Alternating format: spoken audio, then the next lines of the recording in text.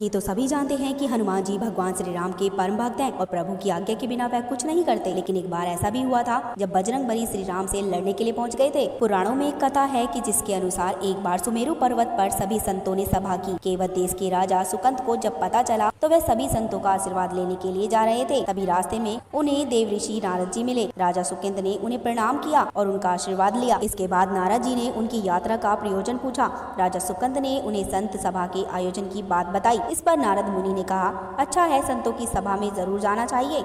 ऐसा कहकर सुकंत को जाने का आदेश दे दिया। सुकंत जैसे ही सभा में जाने के लिए आगे बढ़े वैसे ही नारद जी ने उन्हें आवाज दी। इसके बाद उन्होंने राजा से कहा कि जिस सभा में आप जा रहे हैं वहाँ सभी को प्रणाम कीजिएगा, लेकिन ऋषि विश्वामित्र को अभिनंदन बिल्कुल मत कीजिएगा। इस पर सुकंत बहुत ही अचरज में पड़ गई और उनसे पूछा कि क्या ऐसा करना उचित होगा। तब नारद जी ने कहा कि वह भी पहले राजा थे, बाद में संत बने और आप भी राजा हैं। राजा सुकंत ने नारद जी की बात मान ली और सभा में पहुंचकर वैसा ही किया। सभा के समाप्त होते ही विश्वामित्र श्री राम के पास पहुंचे और अपने साथ सुकंत द्वारा किए गए अपमान की चर्चा की। उन्होंने कहा कि यह संत परंपरा का अपमान है, लेकिन विश्वामित्र जी ने अपमान करने वाले का नाम नहीं बताया। इस पर राम जी ने पूछा, किसने किया आपका अपमान? तब विश्वामित्र जी ने कहा कि ये जानकर आप क्या करेंगे? इस पर श्री राम ने कहा कि गुरुजी, आपके चरणों की सौगंध लेकर प्रतिज्ञा करता हूँ कि जिसका सर आपके चरणों में नहीं झुका उसका सर काट दूंगा। भगवान श्री राम की इस सौगंध का जैसे ही सुकंत राजा को पता चला वह नारद मुनि जी को ढूंढने लगे, लेकिन नारद मुनि जी उन्हें नहीं मिले तो वह व्याकुल होकर रोने लगे। तब नारद जी उनके समक्ष प्रकट हुए और तब सुकंत ने सारी व्यथा उन्हें सुनाई। यह सुनते ही नारद मुनि जी ने उन्हें माता अंजनी की शरण में जाने की सलाह दी। यह भी कहा कि यदि माता ने आपको बचाने का वचन दे दिया तो तुम जरूर बच जाओगे,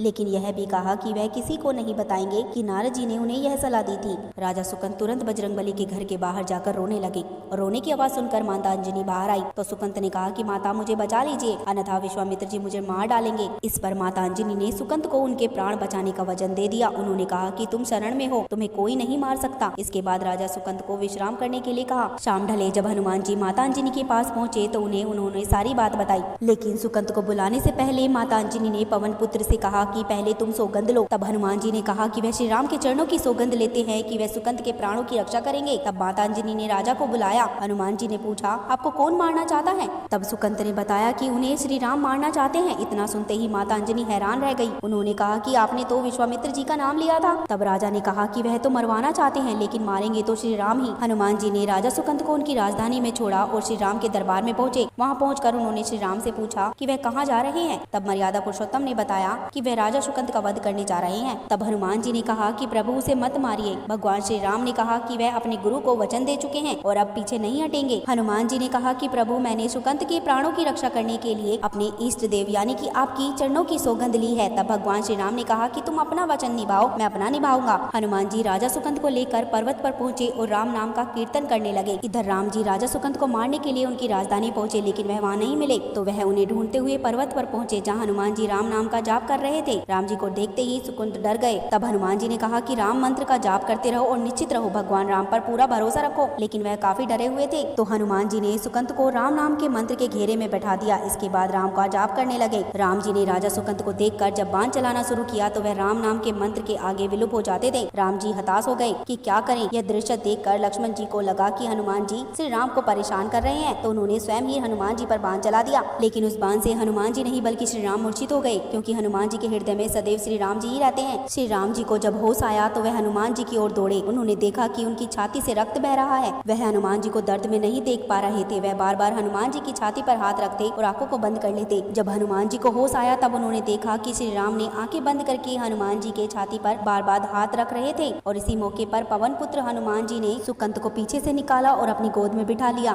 तब श्री राम ने फिर से हनुमान जी के माथे पर हाथ फेरा, लेकिन इस बार वहाँ पवन पुत्र की जगह राजा सुकंत थे। राम जी के मुस्कुराते ही हनुमान जी बोल बैठे कि नाथ जी, अब तो आपने इनके सिर पर हाथ रख दिया है, अब आप ही इनकी रक्षा करें। तब श्री राम ने हनुमान जी से कहा कि हनुमान जी से तुम अपनी गोद में बिठा लो, उसके सिर पर मुझे तो हाथ रखना ही पड़ेगा। लेकिन गुरु जी को क्या जवाब देंगे। तब हनुमान जी को विश्वामित्र जी सामने से आते दिखाई पड़े। उन्होंने राजा सुकंत से कहा कि जाओ, तब प्रणाम नहीं किया तो क्या हुआ, अब कर लो। राजा ने दौड़कर विश्वामित्र जी को अभिनंदन किया। वह भी प्रसन्न हो गए और बोले, श्री राम उसे क्षमा कर दीजिए। राजा सुकंत विश्वामित्र जी से कुछ कहते ही इससे पहले नारद मुनि जी प्रकट हो गए। उन्होंने सारी घटना कह सुनाई। तब विश्वामित्र जी ने पूछा कि नारद मुनि, तुमने ऐसे सलाह क्यों दी? तब नारद जी ने कहा कि अक्सर ही लोग मुझसे पूछते थे कि श्री राम का नाम बड़ा है या श्री राम बड़े हैं। तब मैंने सोचा कि क्यों ना कोई लीला ही की जाए, लोगों को अपने आप ही समझ आए कि भगवान से अधिक भगवान के नाम की महिमा है। तो दोस्तों, आप भी राम नाम का जाप करते रहिए और मुझसे जुड़ने के लिए चैनल को सब्सक्राइब कर लें, जिससे कि आने वाली नई वीडियो की नोटिफिकेशन आपको समय से मिलती रहे। और साथ ही साथ वीडियो को लाइक करके अपने विचार कमेंट बॉक्स